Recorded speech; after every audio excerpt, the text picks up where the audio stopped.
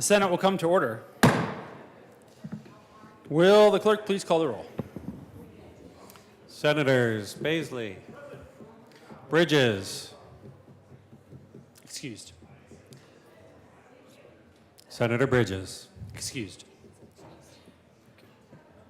Buckner, Coleman, Cutter, Danielson, Exum, Fields, Gardner, Janal, Gonzalez, Hanson, Hinrichsen, Huckes Lewis, Kirkmeyer, Kolker, Liston, Lundin, Marchman, Michelson Janae, Malika, Pelton B, Pelton R, Priola, Rich, Roberts, Rodriguez, Simpson. Is that Simpson waving at It me? counts. Senator Simpson. Smallwood. Sullivan. Van Winkle. Will. Winter. Senator Winter. Excused. Zenzinger.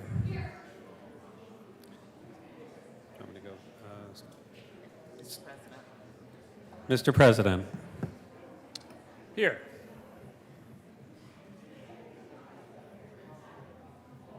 The morning roll call is 33 present, 0 absent, 2 excused. We do have a quorum.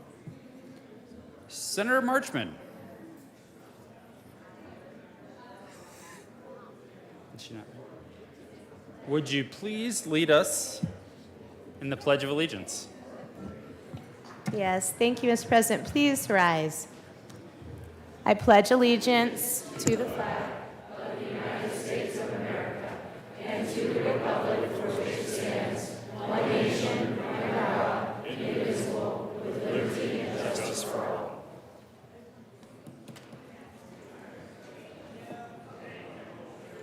Approval of the journal. Senator Baisley. Senator Baisley, approval of the journal. Looks like it.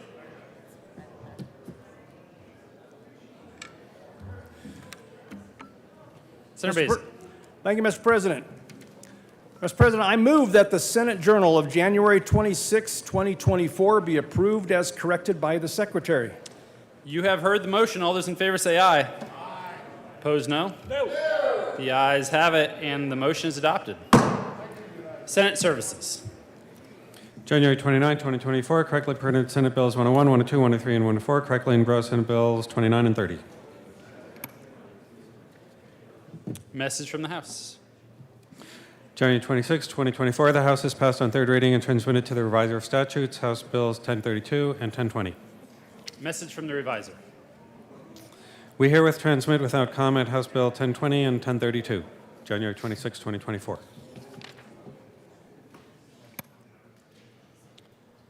Third reading of bills. Final passage. Will the clerk please read the title to Senate Bill 29?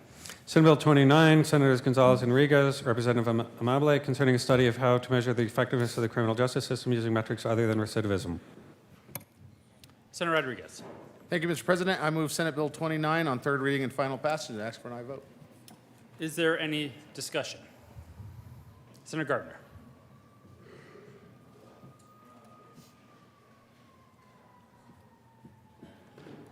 Thank you, Mr. President. Members, I rise in opposition to this bill, and it is important to understand that all things with respect to criminal justice and the effectiveness of the criminal justice system should be studied. This bill is to study the effectiveness or do a study of how to measure the effectiveness using metrics other than recidivism. There are think tanks, there are universities, there are researchers, all doing this work. So the idea of us having a study done, and it implies that we're going to remove recidivism as a factor. And yet, our communities are calling out for relief from the public safety dangers of increasing crime in their neighborhoods. Members, this bill is, in its own way, largely unnecessary and at the same time aimed at, in my mind, aimed at avoiding dealing with the serious problem of recidivism. And we'll talk about it on the next bill as well. I don't want to take everybody's time. Members, I urge a no vote. Seeing no further discussion, the motion before the body is the adoption of Senate Bill 29. Are there any no votes? Senators Van Winkle,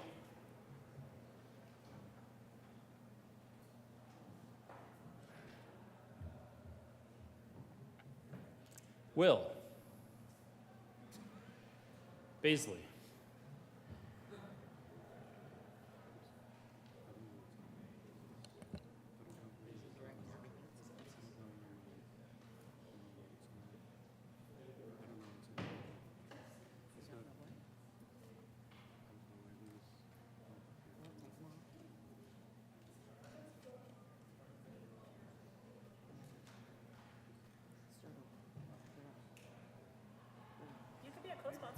members, you can lower your hands for a moment while we figure out the computer, or not. You can keep it raised, but we may need to amputate.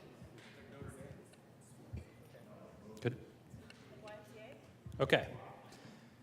This is no votes on Senate Bill 29, and we have Van Winkle, Will, Baisley, Rich, Gardner, Minority Leader Lundin, Smallwood, Kirkmeyer, Liston, Pelton B, Pelton R, Simpson.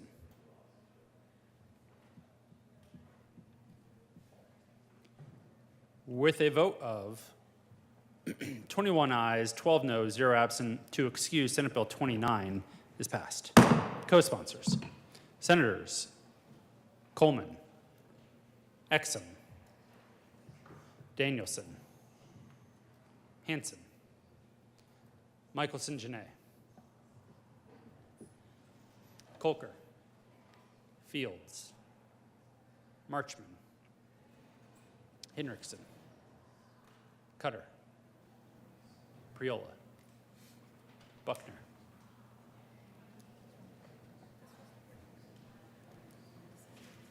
Will the clerk please read the title to Senate Bill 30?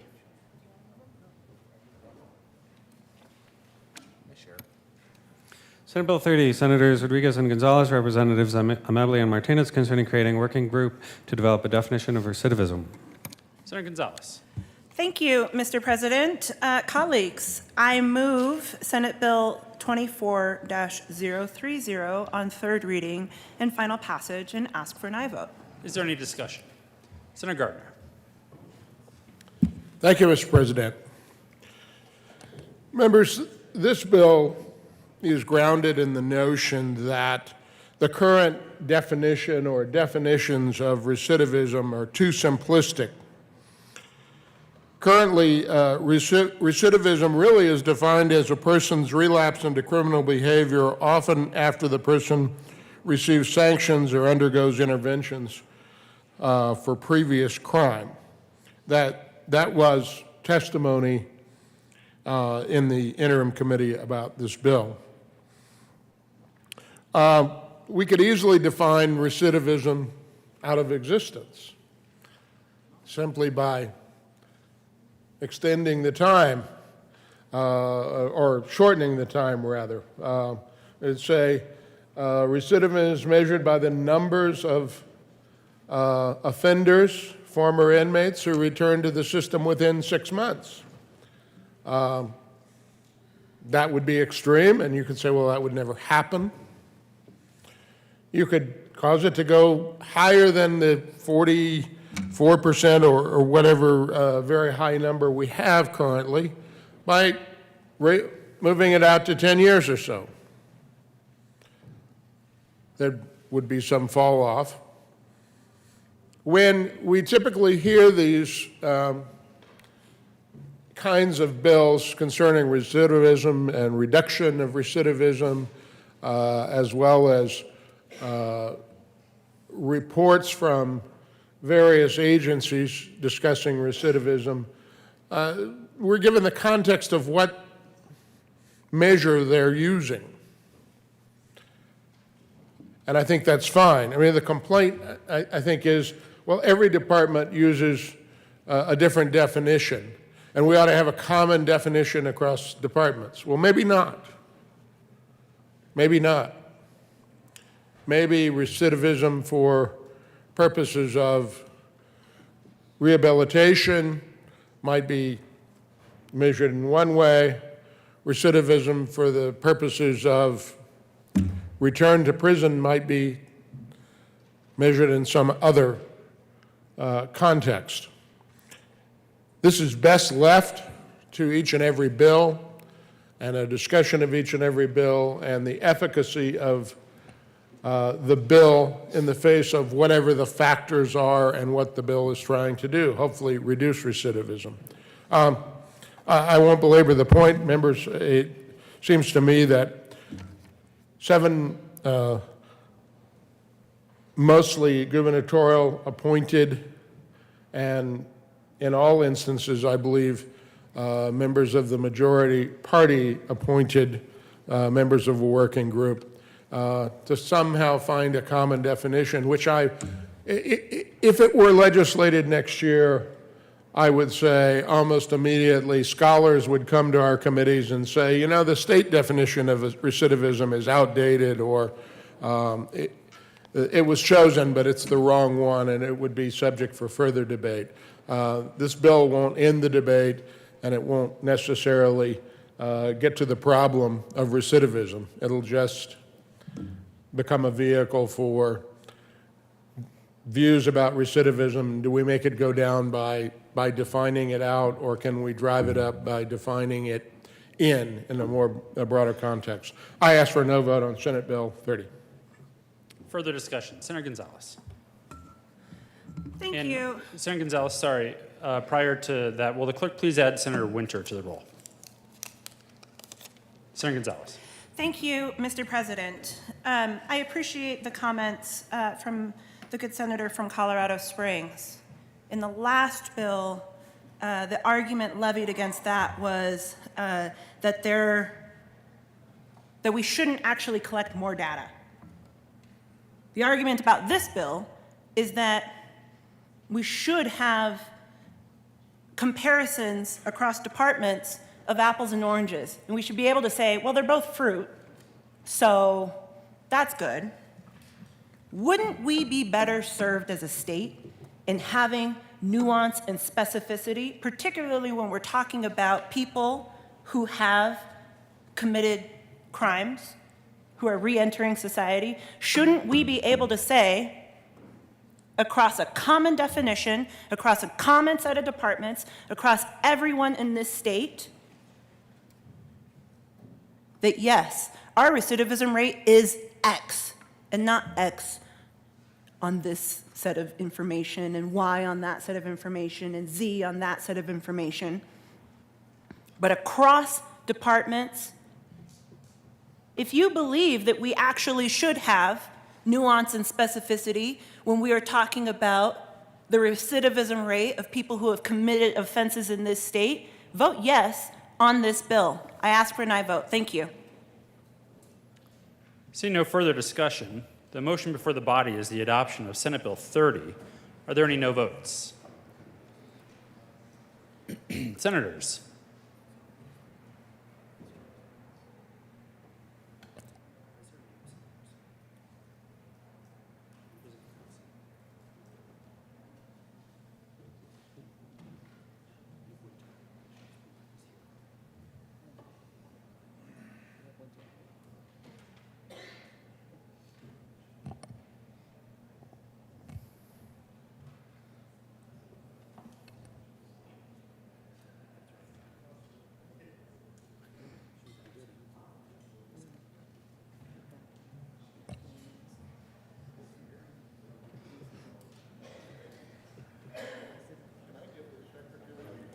Senators Van Winkle.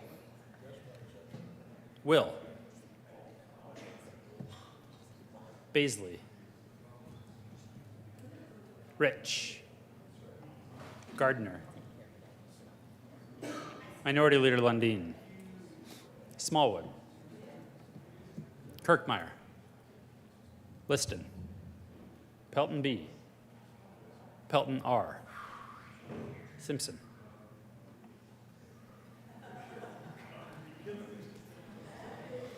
With a vote of 21 ayes, 12 noes, 1 excuse, Senate Bill 30 is adopted. Co-sponsors, Senators Coleman, Exum, Hansen, Kolker, Danielson, Marchman, Sullivan, Hawkes Lewis, Henriksen, Fields, Priola, Cutter, Michelson Janae, Buckner.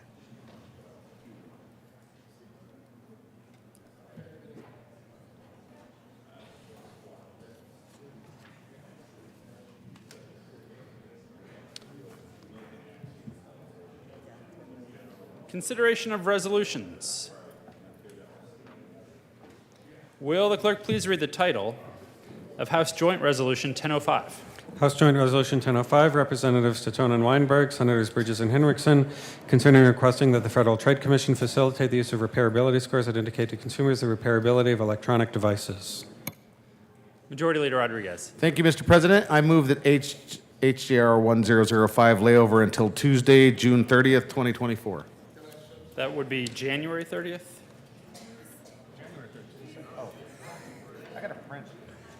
January June 30th, would be a very 2024. different motion.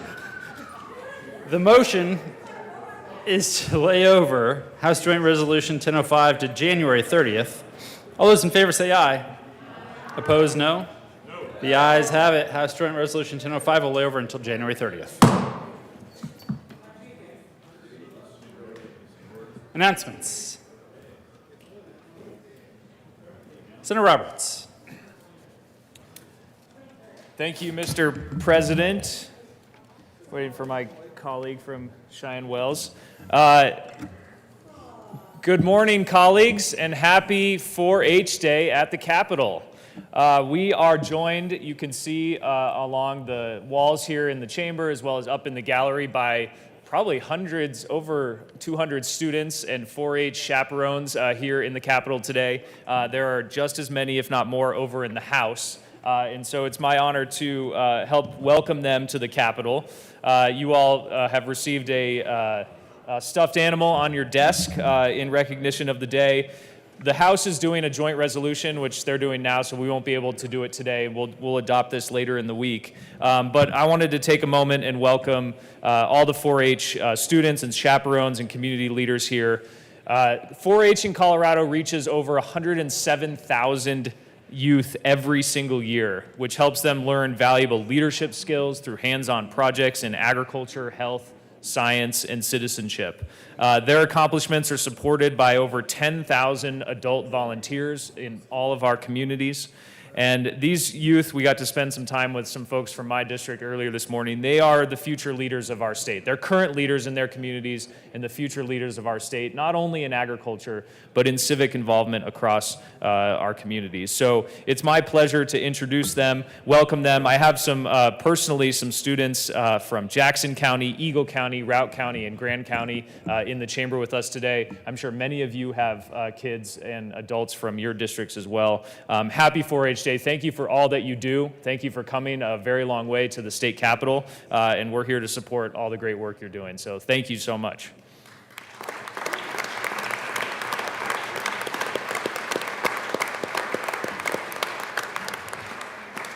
Senator Pelton. Thank you, Mr. President. I want to echo the words of the great senator from Frisco. 4-H has been a big part of my family. My wife, myself, our 2 daughters have all been through the 4-H program. My wife and I have been leaders. My wife still announces all the livestock shows at our local county fair. The good senator was right. These students learn leadership. They learn responsibility through chores and getting their projects done and getting their record books done. So it's a great program, and I want to thank the members of 4-H that are here today. I didn't get around to see if I have any from my district, but thank you all for coming here, and enjoy the Capitol while you're here. Senator Danielson. Thank you, Mr. President. Thanks to my colleagues for their kind words about the 4-H. I don't know if all of you know this, but I'm a senator from Jefferson County, but I grew up on a farm in northern Weld County, and I was a part of the Wyatt 4-H group until I was out of it. So in case you don't know, these kids that are here, they might be raising livestock like me, or doing photography, baking, doing sports. It was the first opportunity for a kid like me to get involved in organized sports. And so we could play volleyball and softball at age 9, right? And for the rural kids, sometimes we don't have the same advantages as the city kids when it comes to those kinds of resources. So I want to acknowledge all your hard work. It might not all be in livestock as we're kind of thinking about 4-H Day, but lots of other different interesting issues that help build that character that my colleague was talking about. You can't, it's infinitely important and valuable. And I'm so grateful to my 4-H leaders because they're all volunteers for the most part, and it's a dedicated task that they are investing in these kids, and the kids work really, really hard. So I wish you luck in your projects in this summer when you're getting prepared for the fair and everything else. Keep up those project books, even if you don't want to. But really just stick with it because we hope to see you here someday in the future. And on that, Mr. President, I'd like for them to stand up and everybody join us as we recite the 4-H pledge. For those of you who are in it, I hope you remember because there's no notes today. All right, everybody. I pledge my head to clear thinking, my heart to greater loyalty, my hands to larger service, and my health to greater living for my club, my community, my country, and my world. Thanks, everybody.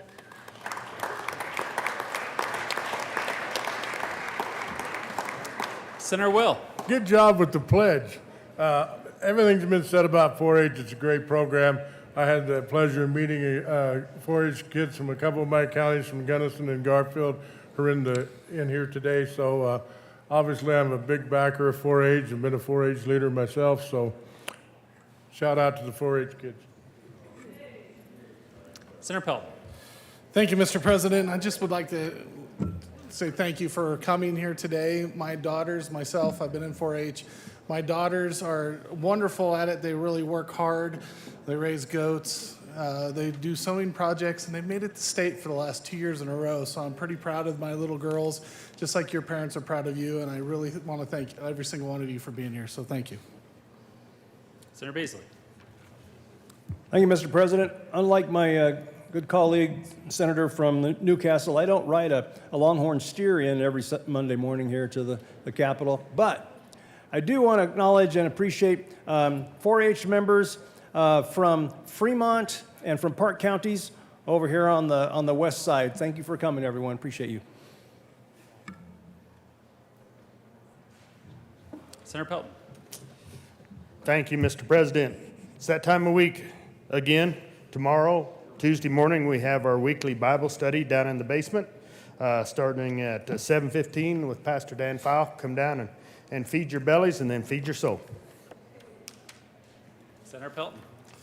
Thank you, Mr. President. I have spoken with the majority leader and the minority leader, and I request that I have February 2nd, Friday, February 2nd, 2024, off, please. I've been invited to speak at our local government class for my daughter.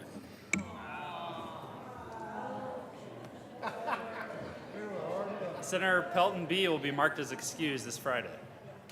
Senator Michelson Janae. Good morning. On Wednesday, we will have our first cancer caucus of the session. So if you would like to join us and learn all about the things that we are doing to advance cancer science, research, study, medicine, please join us at noon in, I believe the room is 354. I'm still learning the rooms. Thank you.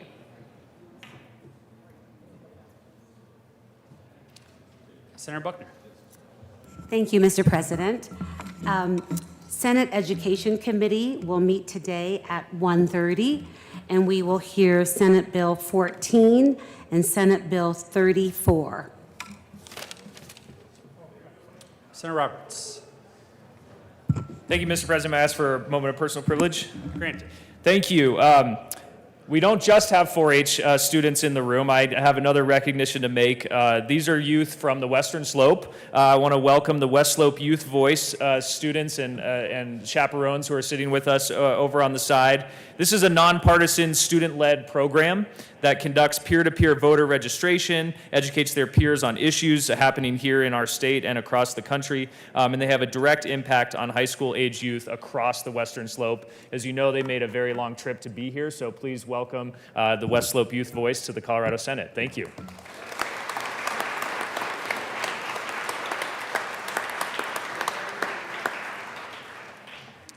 Senator Will. A moment of personal privilege. Granted. Thank you. When I was up here before, I failed to mention, and I think this is probably the first time ever in this Capitol, but we have a 4-H student wearing a bacon suit. Senator Winter. If you want to follow that. That's a difficult follow-up. Transportation and Energy is meeting at 1:30 today and talking about Senate Bill 56. Senator Gonzalez. Thank you, Mr. President. Colleagues, we will be meeting as the Senate Judiciary Committee today at 1:30 in the Old Supreme Court.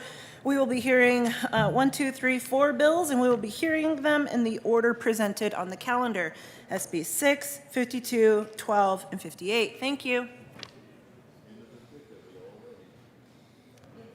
Senator Fields. Good morning, Mr. President and colleagues. I'd like to request a moment of personal privilege. Granted. Members, let's keep our voices Thank you. down. Members, today is my son's birthday in heaven.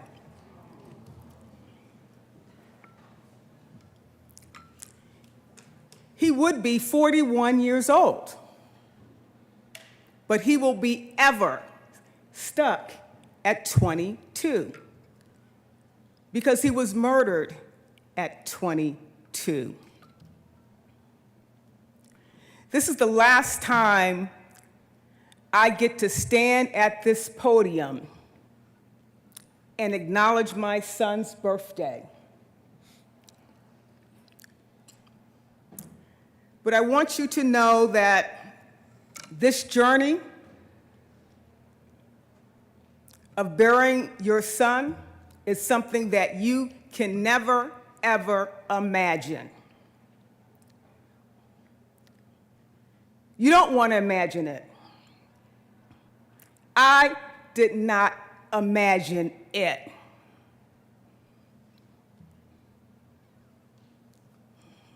I got this knock on the door. It was an odd knock. It's like I never had heard a knock like that before, but there was a sense of urgency that I needed to come to the door quickly. I got to the door quickly, opened it up, and I was informed that my son was hurt. Never imagined that he would be dead or killed. Never imagined that. I thought he was hurt, maybe in a car accident, trip and fall or something like that. But I never, ever, ever imagined that my son would be murdered, ambushed and murdered, for participating in the criminal justice system. My son had agreed to cooperate with law enforcement.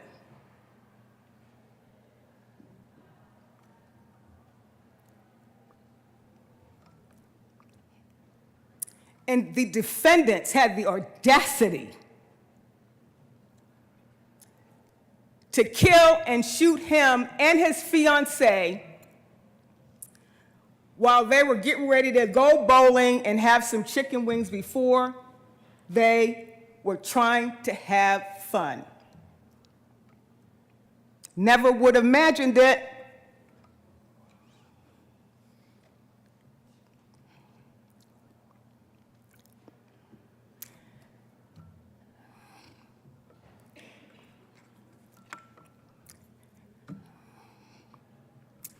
I remember shortly after my son was murdered, I reached out to so many people. And I told them that my son couldn't be a statistic, that you had to find out who did this to my son. So me and the other mom, Vivian's mom, we started knocking on doors. Did you see anything? Did you hear anything? No one would talk to us.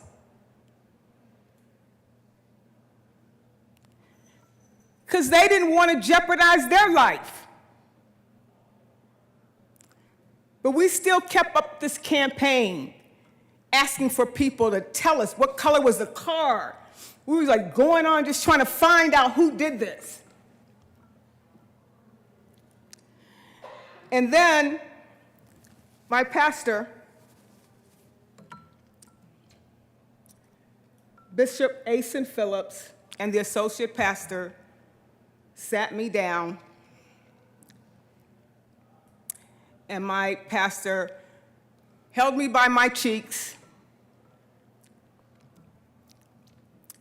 and he said, "Rhonda, it's time for you to bury your son. It's been 7 days.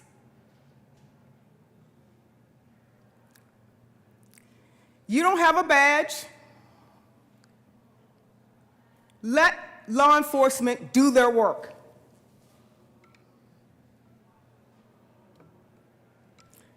The last thing I wanted to do was think about burying my son. But it was what my church family that says, you have to bury your son.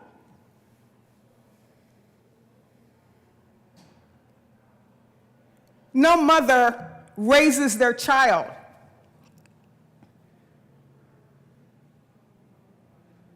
To be buried because of gun violence.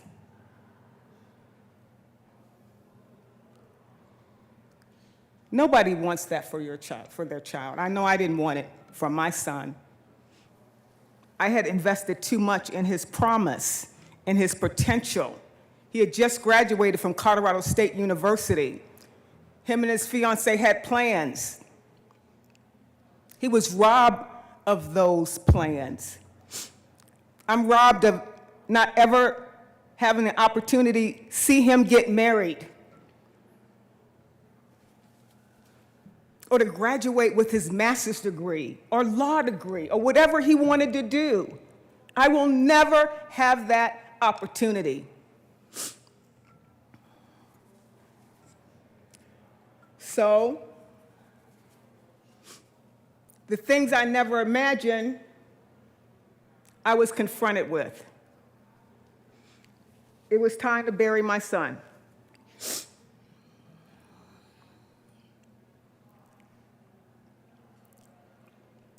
Who wants to pick out a casket for their son? Pick out clothes. Just the magnitude of what it takes to put on a funeral. It is absolutely something that I never imagined that I would have to bury my child.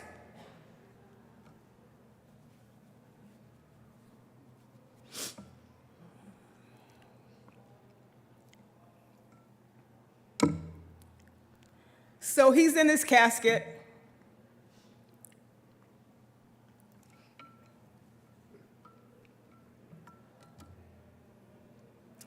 And then they close the casket.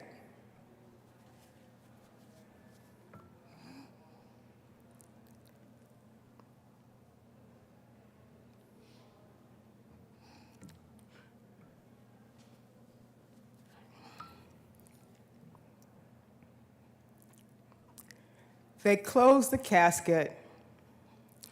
Then we go to the gravesite.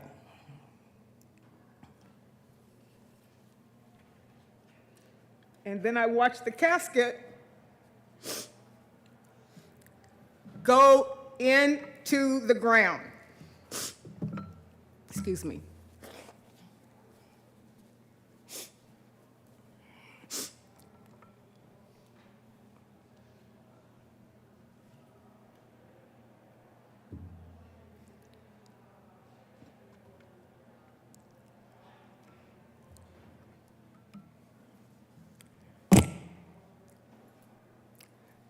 They lower the casket.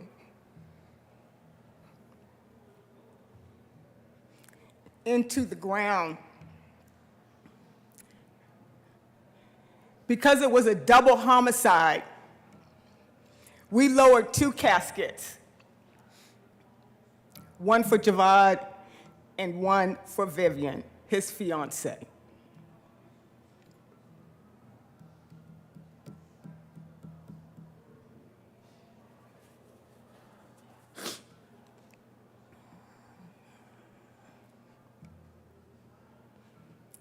They lower the casket. Then they put dirt on the grave.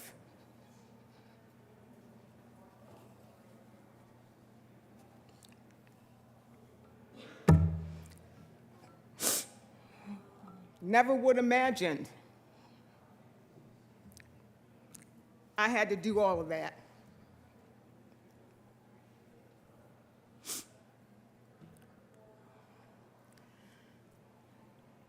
So the casket goes in the ground, the dirt is on the casket, they close the grave.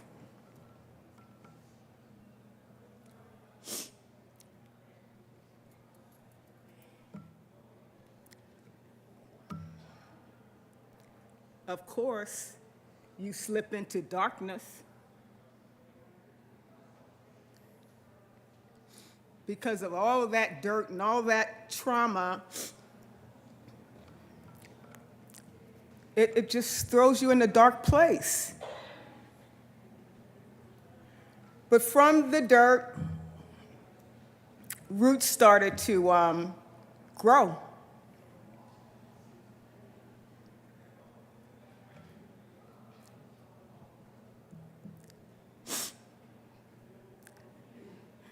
And my community dug me out of that darkness and created holes of light for me to be able to stand here before you. They just wouldn't let me slip away. That's the importance of family and community.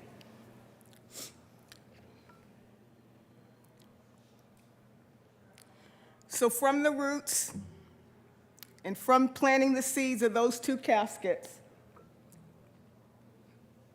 I stand here.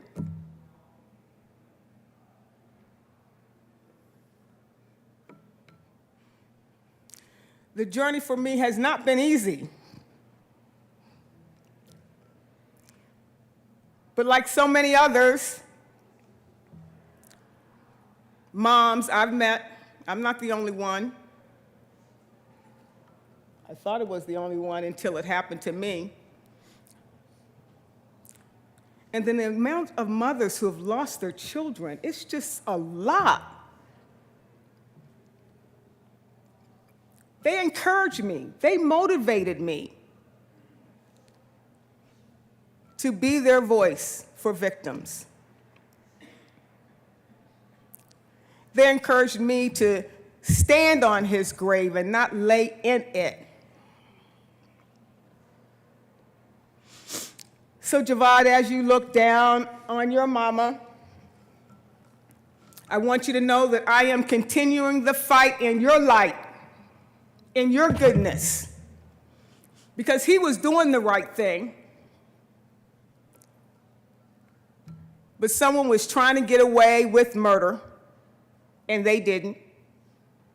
The defendants are in jail for life. They will not be getting out. And that's because we did have law enforcement and many other people solve the case. And it was solved in 8 weeks. And one of the defendants was out of town. He had left the state. They brought him back. He's now in jail for the rest of his life. So Javad, I just want you to know I love you. I'm going to continue to fight. And with that in mind, Mr. President, I would like to request a moment of personal silence and ask that the chimes be rung. The Senate will observe a moment of silence in honor of Javad Fields, and the Senate chimes will be rung.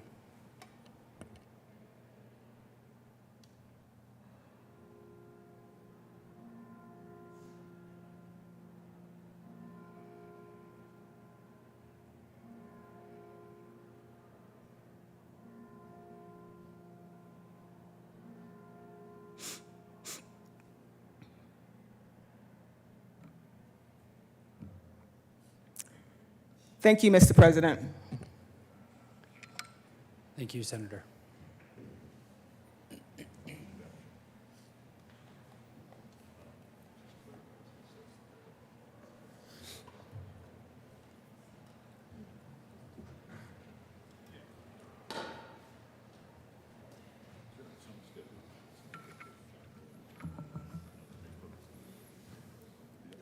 Mr. Majority Leader. Thank you, Mr. President. I move that the Senate recess until 12 p.m. today. Colleagues, you do not need to return. We'll just be reading some bills across the desk and some governor appointments. You've heard the motion. All those in favor say aye. Aye. Opposed, no? The ayes have it, and the Senate will recess until 12 p.m. today.